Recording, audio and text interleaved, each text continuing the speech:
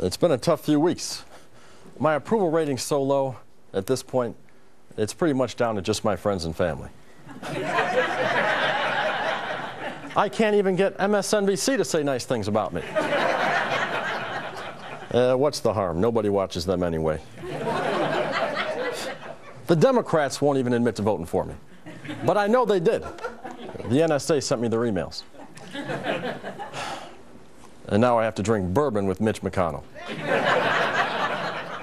Well, at least that's not as bad as drinking Ensure with Hillary.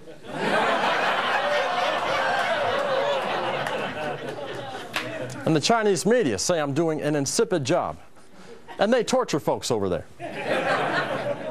And this Gruber guy, he isn't doing me any favors. He called the American people stupid with the camera in his face. And he didn't think Fox News would notice? Yeah, who's the stupid one now? But I still have you. And thanks to executive action, you're all I need. Penn, you and me will grant amnesty to 5 million immigrants.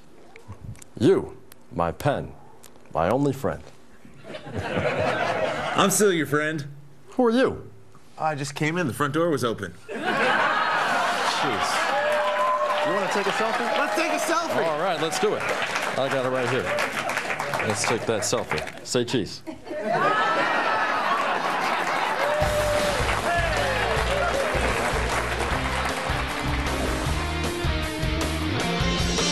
Ladies and gentlemen, Governor Mike Huckabee.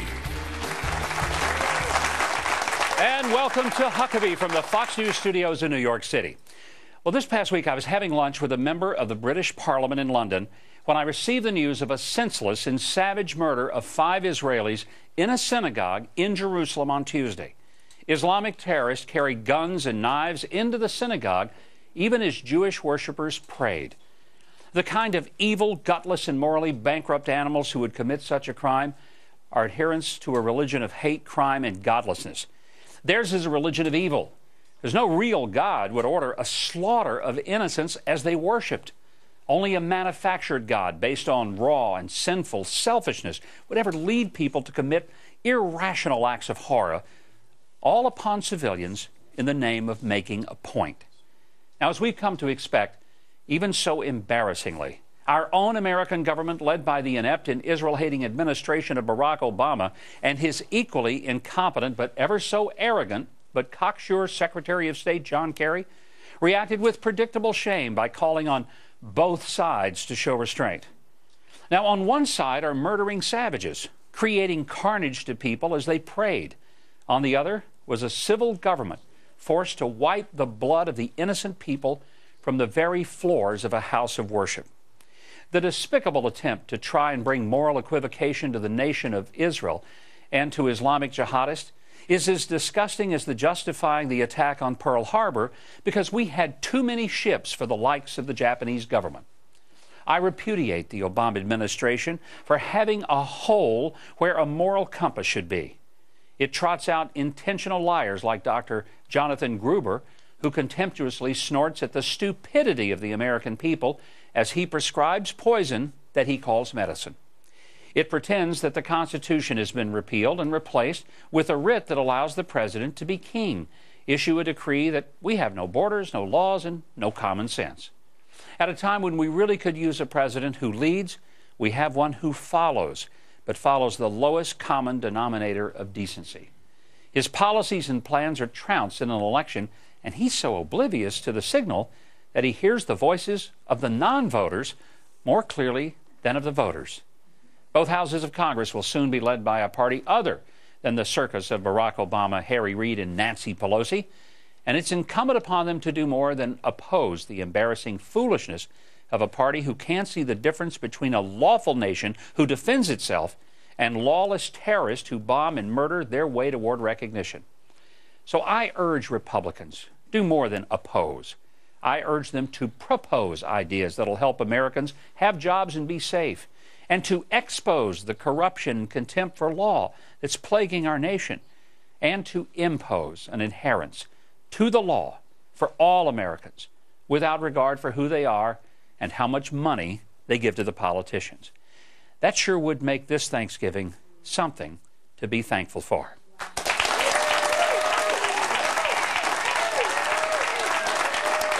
Well, on Friday, President Obama signed executive orders that will delay the deportation of nearly 5 million illegal immigrants while thumbing his nose at Congress and the American people. He then traveled to Las Vegas, at taxpayer expense, to rally up support for his actions. We're going to keep on working with members of Congress to make permanent reform a reality.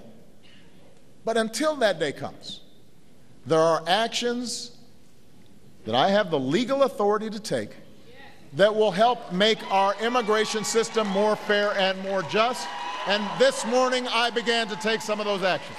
And I wasn't going to sit idly by and not do at least what I was authorized to do. Well, Texas Governor-elect Greg Abbott said he plans on challenging the president's action in court. State Senator Dan Patrick was just elected lieutenant governor of the state of Texas. He won 53% of the male Hispanic vote, despite his strong views on border security. And Lieutenant Governor-elect Dan Patrick joins us now. Great to have you here, Senator. Thank you. Hi, Governor. Great to be with you as always. Your election surprised a lot of people because you got a record number of votes from the Hispanic community for a Republican candidate, besting that even of President Bush when he was governor of Texas, and he was always sort of considered the standard of getting Hispanic support. That shocked people because you're not anti-immigrant, but you are for a strong border and enforcement of law. So explain the surprise to us. Explain how you got that vote.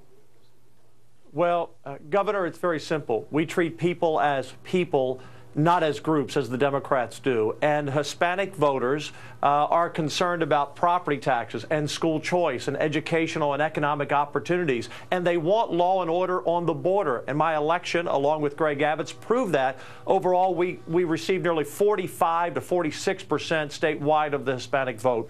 And both parties, Governor, I believe in Washington, have misgauged the views on border security in the Hispanic community because they want law and order imposed as well. Walk me through what you think some of the reforms ought to look like that would be acceptable not only to the Hispanic community but acceptable to all Americans. Well, first of all, you really can't have any reforms in this country dealing with the millions who are here until you secure the border. You'll never end the problem of illegal immigration. And let me tell you something, Governor. There are statistics that most Americans just don't know, and the White House apparently wants to ignore.